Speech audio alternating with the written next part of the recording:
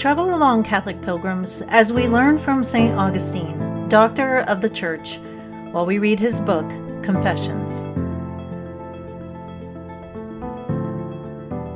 Well, hello, Catholic pilgrims, welcome. Okay, so another short reading today, which is good for all you busy people out there. We will jump right into Book 10, Chapter 41, on page 249. I have now considered the sorry state to which my sins have brought me, according to the 3 different forms which temptation may take, and I have invoked your helping hand to save me. For in my wounded heart I saw your splendor, and it dazzled me. I asked, who can come close to such glory? Your watchful care has lost sight of me. You are the truth which presides over all things, but in my selfish longing I did not wish to lose you. Together with you, I wanted to possess a lie, much as a man will not utter so glaring a falsehood that it blinds his own eyes to the truth. And in this way I lost you, because you do not deign to be possessed together with a lie.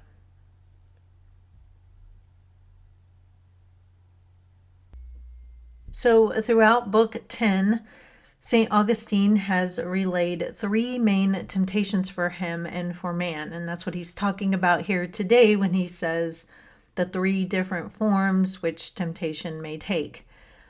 And to refresh your memory, those 3 temptations are 1, the lust of the flesh, bodily pleasures. We all know that he struggled with that.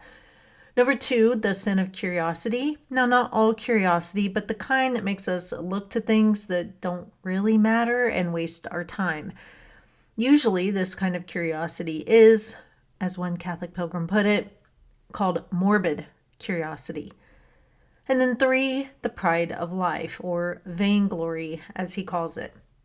St. Augustine does seem to have been able to put aside his struggle with lust, though he does talk about how he still struggled with what his dreams were about, because you just don't really have much control over that.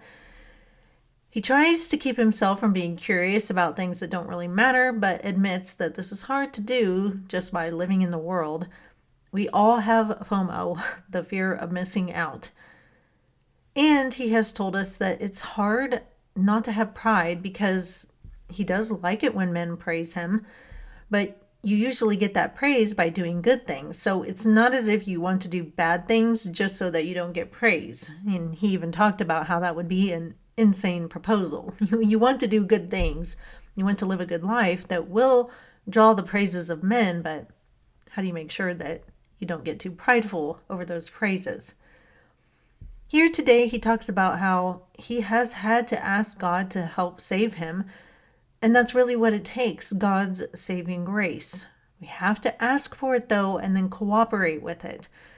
We can't be of 2 minds, like what he's talking about here today, and want to actually be tempted by these things, but then also talk about how, I just want God to save me. That would be, as he says, living a lie, and it just doesn't work. And, most importantly, God would know. But that is all for today, Catholic pilgrims. 2 more readings left in Book 10. Come back tomorrow, and until then, live the faith boldly and travel well.